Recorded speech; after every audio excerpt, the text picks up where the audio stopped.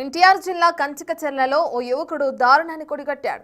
Minor బాలికను ప్రేమిస్తున్నానంటూ పలుమార్లు అత్యాచారానికి పాల్పడ్డాడు ఓ యువకుడు.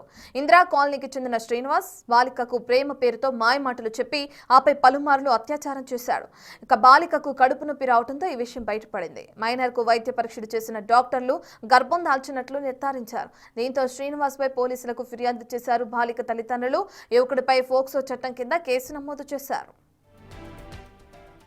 కంచికచర్ల మండలానికి చెందిన ఒక బాలిక వయసు 17 సంవత్సరాలు కలిగినటువంటి బాలికను మా కంచికచర్ల గ్రామం ఇందిరా కాలనీలో నివాసం ఉండే ఉత్తర శ్రీనివాస్ అనే వ్యక్తి ప్రేమ పేరుతో మోసం చేసి గర్భవతం చేసిన ఘటనపై మాకు సదరు బాలిక తల్లి రిపోర్ట్ ఇచ్చింది. ఈ విషయమే మేము ఫోక్సో కేసు నమోదు చేసి కేసు రిజిస్టర్ చేశాము.